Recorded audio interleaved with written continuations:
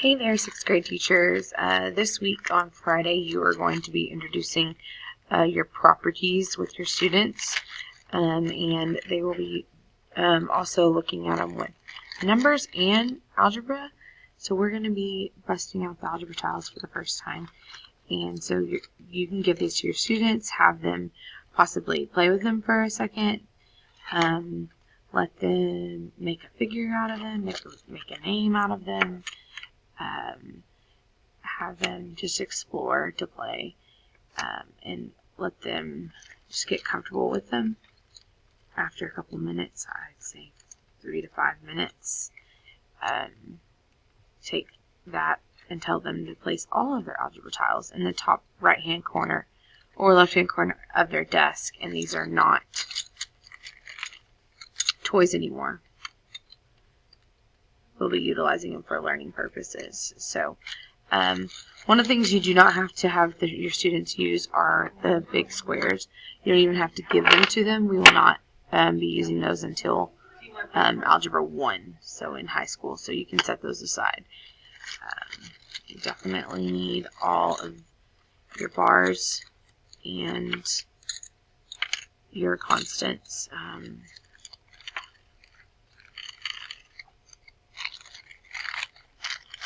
Okay, so you're going to start out, your students are going to have this. They're also going to have their algebra tiles. And you can have your magnetic algebra tiles up on the board. And this also available for them to look at. And we're going to be recording as we're going.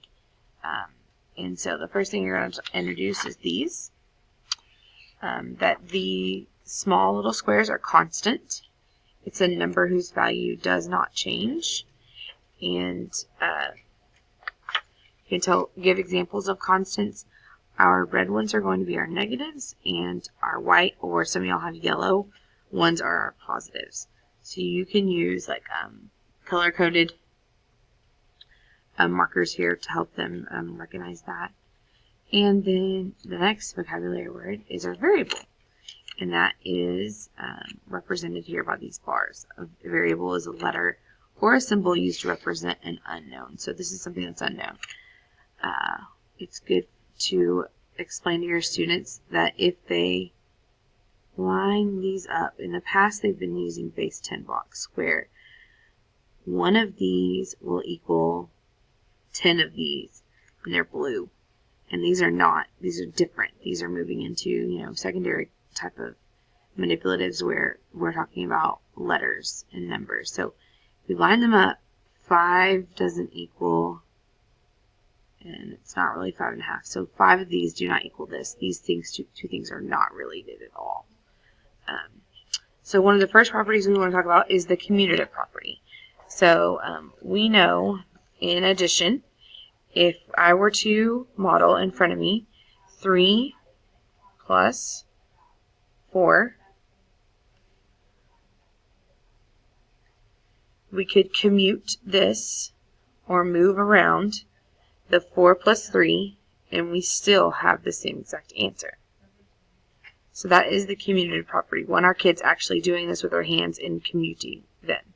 So then they can draw it out here. We have our 3 plus 4 is the same thing as saying 4 plus 3. Okay, so now suppose instead of our 4, we have an unknown. So instead of 4, let's put a variable. 3 plus something. So do we know that that 3 plus that variable is the same thing as the variable plus 3? Yes. Okay, so our commutative property works whenever we have addition. So that is the commutative property of addition. And then you can draw in our example of that with our variable. So the next one you'll model is the commutative property of multiplication. So it's going to be, we're going to do 2 times 5. And 2 times 5 is 2 groups of 5. So here's our first group of 5. And then our next group of 5. Okay. So 2 groups of 5 equals 10.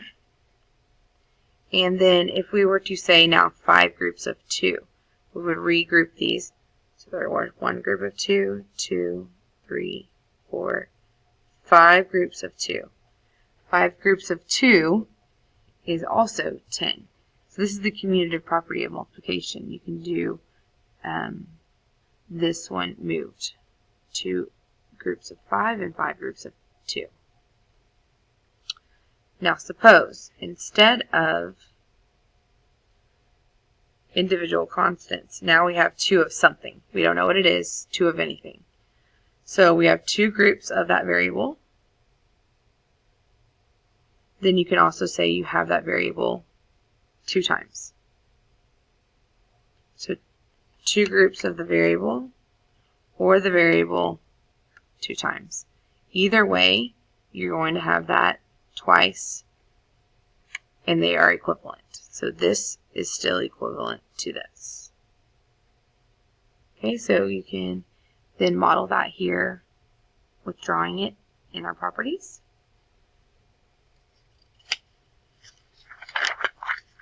All right, the next property we're going to talk about is the associative property.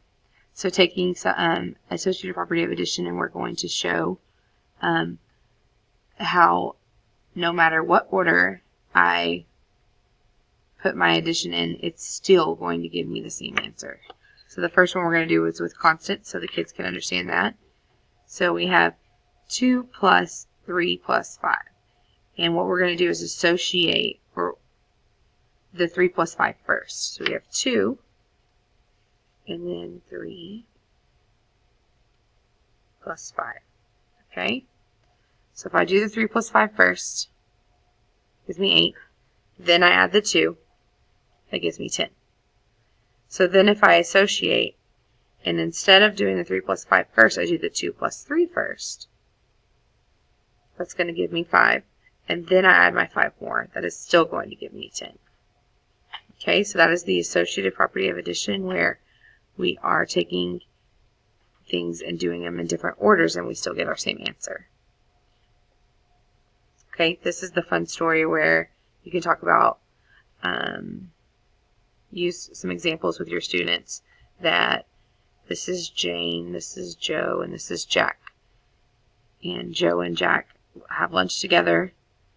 Then Joe gets mad at Jack, and he wants to go have lunch with Jane.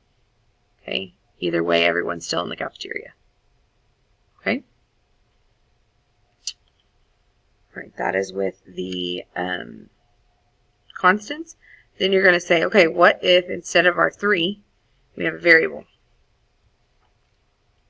Okay? If my variable is with 5 first, then I add it to my 2. Is going to be the same thing as if I add my variable, my 2 first, then add my 5.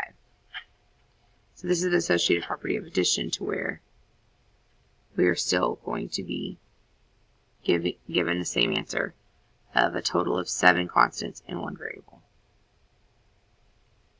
So you'll then model that here on your drawings with your students. Okay, associative property of multiplication.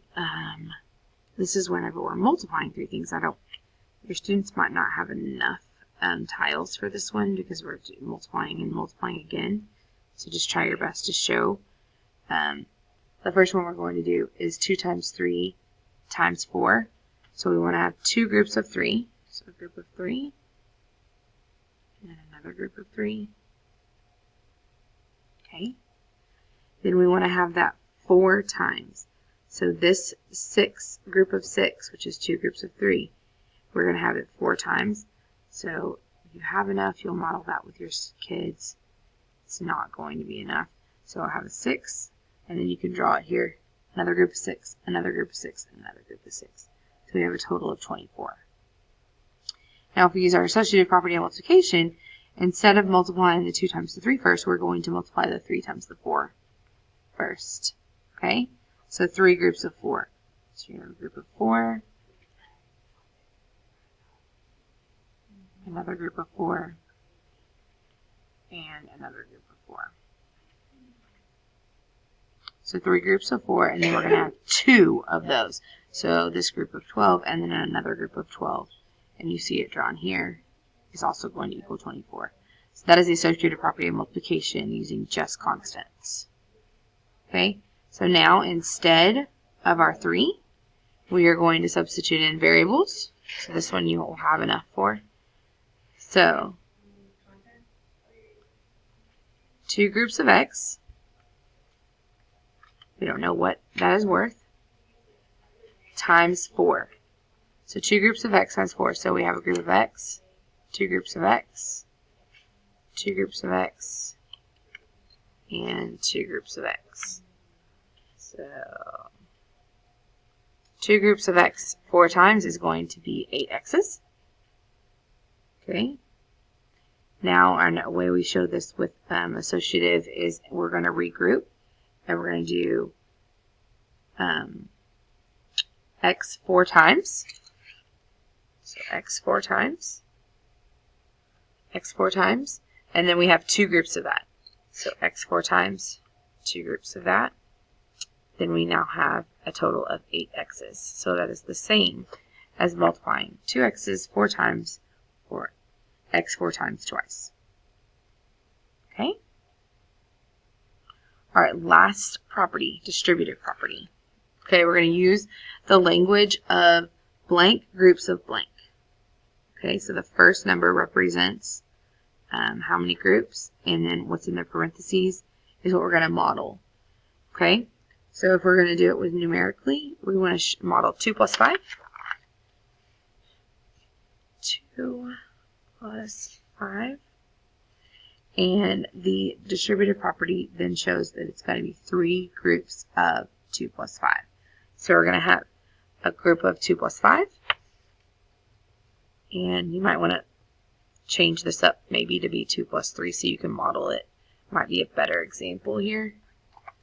Instead of 2 plus 5, do 2 plus 3. It's hard because there is a 3 right here, maybe even 2 plus 1. Okay, 2 plus 1, 3 groups of 2 plus 1. Now we have a total of 3, 6, 9. And so we have 3 groups of 2 plus 1. And you can model that here, 2 plus 1, 2 plus 1, 2 plus 1. Okay, now you want to help your kids try to move to understanding that we are taking 3 and multiplying it by the first number, and 3 and multiplying by the second number. So if you were to show them regrouping here, you can also write it, you see that there's 3 groups of 2, and there's also 3 groups of 1. Okay, so adding that in here to show that this is what distributive property looks like is you're taking each of these numbers and doing it however many times is it in here in the front, the number out front. So also including this piece in there too. Okay, so if instead of the 2 we replace these with x, so we have an x plus, let's use this as a 1 instead, a variable plus 1. We have 3 groups of that variable plus 1. So now we have our variable plus 1 3 times. Okay, so if you were to say, okay, how many total variables do I have? 3 groups of the variables plus 3 groups of the 1. That is how you can show distributive property. And our total ends up being 3 x's and 3 1's. Okay, so that is the algebra tile version. This version down here is the area model. Okay, and it's taking whatever we have and showing that you are doing basically an area length times width to get a total here. Okay, so the way they show this is they break up 3 groups of 2 plus 5. So we have our first group, 3 times 2, and our second group, 3 times 5. Okay, and that gives us a total of 6 and 15, so we still have our addition here, and it equals 21. Then you can do it with your variable also. 3 groups of x times 5, x plus 5